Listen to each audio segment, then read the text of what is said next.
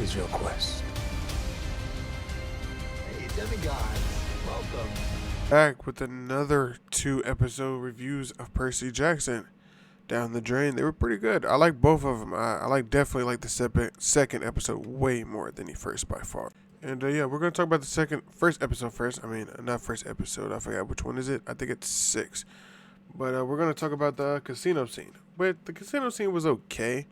I mean, a lot of people was like hyping it up, but I knew it wasn't gonna be that much. I don't know what people were expecting. I mean, all I saw was like hype videos, like I'm super excited for this scene. They're not really breaking down what they're excited for. But, there's only so much you can do with a bunch of kids inside of a casino.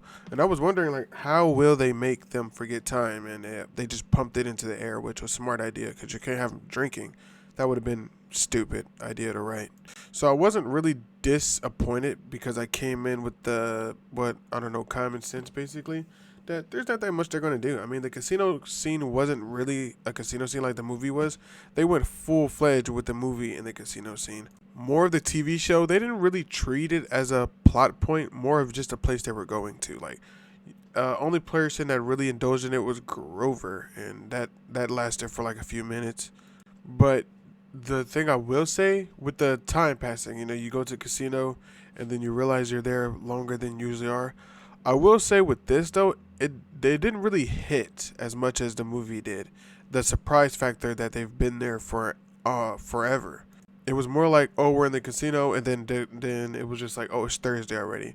There was really no build up. There was like, I didn't really get the sense of urgency more than, oh, it's Thursday, okay, I guess they'll just leave. Even the characters acted like it. I mean, when they found out it was Thursday, they had a shock for a second, and then it was like, oh, I guess it is what it is, I'll move on. And I guess I could talk about Hermes. I mean, Hermes wasn't really anything crazy. I mean, his presence on the screen was not that insane. Like I said, this episode, I like the episode after this, episode 7.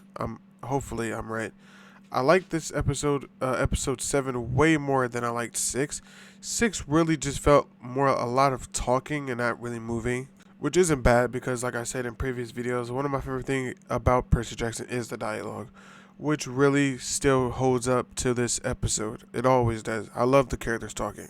It's very entertaining, the right choice of words, that they don't waste time talking either. You would think it was such a big part in the book and the movie that they would focus on it, but I don't know. Maybe I don't know what happens in the book. From my perspective, I've never read the book, but I do know that the casino is a huge part that the TV show didn't even pay attention to. They like, oh, we're going to the Lotus, and then they got there and they treated it like a normal building. Oh, also they had video games, but they treated it like a normal building. And yeah, after Grover lost his memory, it was like, oh, it didn't matter anymore to the story. And now that's two sides to this. One side, you get people, you don't pay attention to casino that much, which people like a lot. And then there's the other side, which I like, is that I don't think they should have. I like the way they did it. There was no reason to focus on that aspect.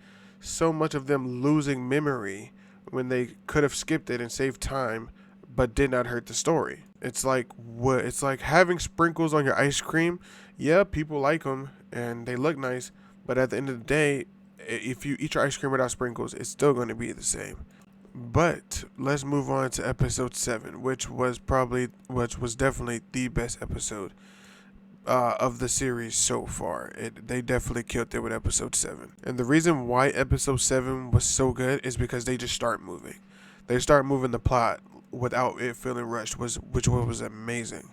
Another thing I'm starting to notice a lot, I just started noticing these last 2 episodes, and it's a flaw. It's a flaw. It's pretty bad. It's not that bad, but it's pretty bad when you look back at it, that a lot of the time characters are actually starting to get plot armor to the point it hurts. Like Annabeth getting the keys from Hermes and then Hermes just being okay with it. It was like, oh, okay, they got the keys to the car. And you also have, that crystal thing that Annabeth used to talk to Luke. And that might be in the book. I'm not saying it's not. But the point is, it came out of nowhere. If you don't read the book and you're in my point of view, Annabeth had a random ass crystal that can just talk to people randomly. You also have Ares with the truck that just, here, get in the truck and I'll send you straight to Hermes. And you really start noticing like, oh dang, they're just, the dominoes are all falling in the right places without anybody laying the dominoes. Another scene that happened in episode 7, the red ball that she gave to Grover, that literally saved her life. That was a point where it was like, did that save, was that good writing or was that plot movement? And I don't mind it. I know characters have to have plot movements. The superhero has to live. They gotta live somehow. It's to the point where it's like, oh, that's like a 1 in a million chance that you grab the ball. What if she didn't grab the ball? Is the case I'm making. And she didn't grab it so she could save her life from the dog. She grabbed it so Grover can stop touching his horns. And what if she was just like, oh, maybe he should just touch his horns and not move on.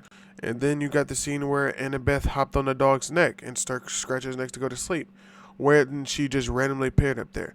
And, I'm not saying it's bad to have these moments. It's bad when they're so noticeable that you notice it while watching it is the problem. I noticed these things while watching it. A moment she squeezed the ball and threw it at Percy, or Percy squeezed the ball, I knew instantly what was about to happen. Smart on her part, but that shouldn't happen while watching the show. It should happen after you get done watching it. Oh, that's a plot movement. But I noticed it like, oh shit, they're just doing anything now to save the characters instead of actually making sense.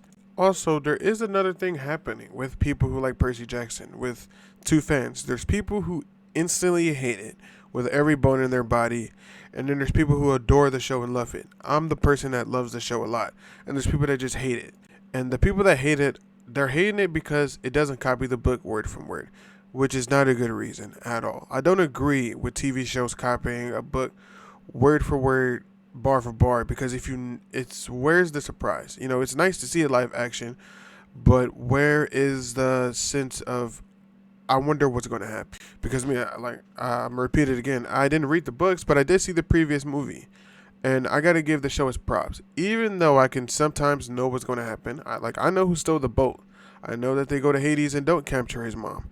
But the TV show doesn't let me think about me predicting the show, because it's written differently. If Percy Jackson was written what I thought was going to happen, that wouldn't be a good show for anybody, because I know what's going to happen. And the TV show, it doesn't write it in a bad way. I'm glad the three-headed dog came out of nowhere, because I wasn't expecting that. It made it for an interesting show. Oh, there was another scene in this show too. I don't know what episode it was, but because I watched back-to-back episodes. I wait for 2 episodes to drop to watch them both, so I can make a video, because making a video on one episode would be too short. But the Percy, Mom, and Poseidon talking was a top tier moment. It was a top tier moment. It was a moment I love to see. And like I said, there go another part. I don't know if that was in the book or not, but it wasn't in the movie, and I'm glad it happened here, because I was surprised. I'm like, holy shit, she can actually summon Poseidon when she wants to. Or I don't know what happened, but Poseidon came when she wanted to, and it was an amazing scene. And if you take that scene out of the show, then it's like, it's just, what's the point of taking that scene out of the show when it's nice to have it in? And there was something else going around. I watched a few videos on Percy to see what other people thought it was, and they had the same thing as me. People were starting to say that live action hurts Percy, and I kind of agree to an extent. Before Percy Jackson went to the underworld or Hades place, whatever you want to call it, you forget the show is set in fiction. That's one thing you forget about this show, is that it's fiction, and that's because it's held back by live action.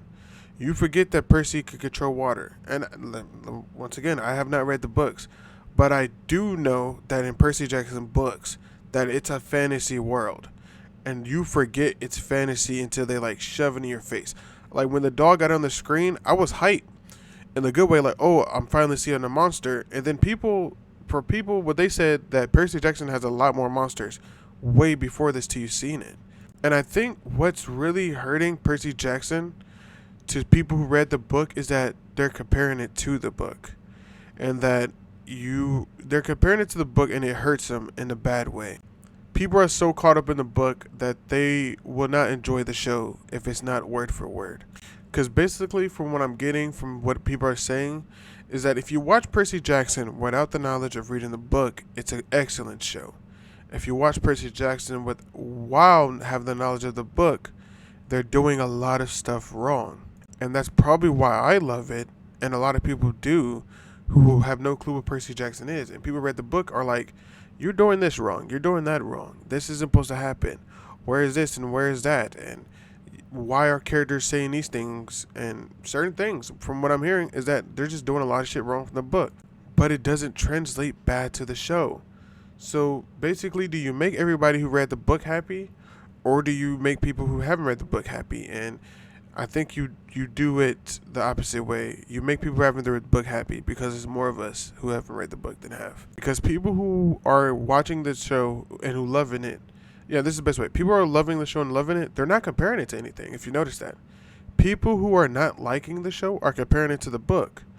So you got two sides of the fans. Like, I like Percy Jackson, and they're like, oh, I do too, but they're doing it wrong. And they're like, they're not doing it wrong because everybody loves the show who hasn't read the book. And I don't know how you fix that problem. I don't know how you fix that problem. It's like manga versus anime when anime does something wrong, but the anime is still good. If I'm being honest, I can't let people sway my opinions. I still think the show if I'm not being biased, and I'm not, all honesty, I love the show. I rate it like an 8 out of 10 so far. The only reason it does not get a 10 out of 10 is because Percy and Grover, some of their acting is not as good as Annabeth's and everybody else in the show. Percy and Grover, like Annabeth, even Hermes, the small time he had on scene, Hermes killed it. Ares, when he was on screen, he killed his acting. The mom. Poseidon was on screen for like 3 seconds, but you could tell he's probably going to be a good actor. Fucking Luke, when Luke was on screen, even Clarice. Everybody but the person, Percy Jackson, who's on screen the most, he just doesn't seem like I'm not convinced on his acting yet like I am on Annabeth and everybody else's. And also, there's other reasons too it's not a 10. For instance, it's not a 10 in the fact that, in the aspect I was talking about earlier. And people gotta understand, when I say 10 out of 10, it literally means perfect. It means it has no flaws, which a few shows have ever done in life. I mean, Snowfall is a 10 out of 10, and that's like, it has almost no flaws. Maybe like 1. But Percy Jackson being an 8 is still super good for the adaptation it's doing. And let me just say it, the show isn't doing anything wrong. It's just that they're not doing everything the best, which is not the reason it's not a 10 out of 10. Like what I was talking about before, I'm going to repeat it, but the aspect that a lot of the characters are getting away with stuff, like the dominoes, they're getting a lot of 1 in a million chances type of situations, which I'm not a really big fan of. I mean, I know there's certain situations where like, oh, this needs to happen for the characters to move on. Sometimes you got to ignore it. But it's kind of getting more and more constant. The truck of Ares, the crystal to talk to Luke, and this is from someone who read the book. Some people might be like, oh, well, Annabeth has always carried that on her. If you're not reading the book, you gotta understand, if you haven't read the book, I have no knowledge. And that doesn't change the fact either that it's wrong. I have no knowledge of the 1 in a million chances that's happening 24/7. Like, did Hermes know that Annabeth was going to take the keys before? Did Hermes get his keys taken and just say, okay, they can have the truck? For instance, don't take this out of context, but the show did not explain at all how the hell they knew where the shortcut to Hades were. That was something I was baffled about. They just cut it, and then they were like, okay, this is the shortcut. If you have no, like I said, it doesn't matter if it's in the book and they explained it. Nobody is going to read the book to watch a TV show. So that's irrelevant. But the show does not explain how the kids know where the shortcut is. All they had to do was be like, the car took you to where you wanted the most, the shortcut to the underworld. The show doesn't tell you that. So you have to just say, you have to accept it. That's what the show does a lot. And it's one of the biggest flaws. There's more to this than just the book. Something bigger.